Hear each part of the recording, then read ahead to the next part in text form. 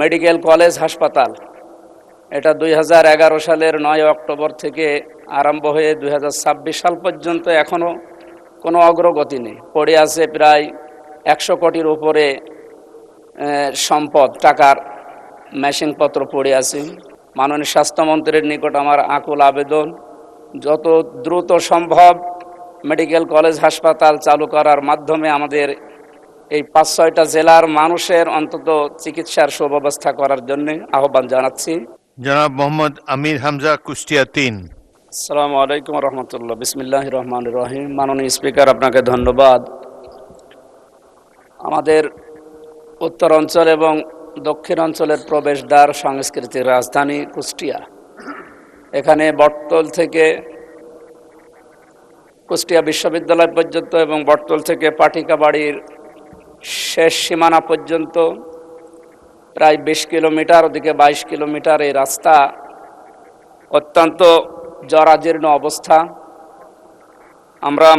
আমি মাননীয় মন্ত্রী, সড়ক পরিবহন মন্ত্রীর নিকট আবেদন রাখছি, আমাদের এই 2টা রাস্তা, বিশেষ করে 42 কিলোমিটার চাই A1 SWR Pipe and Fittings। A1 Engineers number 1 choice। এই লক্ষ লক্ষ মানুষের যাতায়াতের ব্যবস্থা করার জন্য 2টা রাস্তা চওড়াকরণ এবং মাঝখানে আইল্যান্ড দেওয়ার জন্য মাননীয় সড়ক পরিবহন এবং সেতু মন্ত্রীর নিকট জোর দাবি জানাচ্ছি। এবং আমাদের কুষ্টিয়াতে কয়েকটা বিষয়, বিশেষ করে আমি এর নোটিশও আগে দিয়েছি।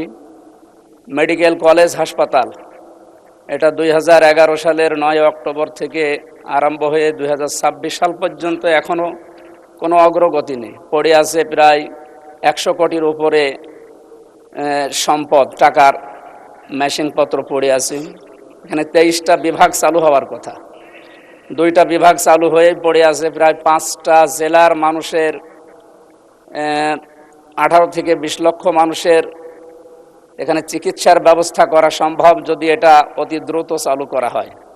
মাননীয় স্বাস্থ্যমন্ত্রীর নিকট আমার আকুল আবেদন, যত দ্রুত সম্ভব মেডিকেল কলেজ হাসপাতাল চালু করার মাধ্যমে আমাদের এই 5-6টা জেলার মানুষের অন্তত চিকিৎসার সুব্যবস্থা করার জন্য আহ্বান জানাচ্ছি।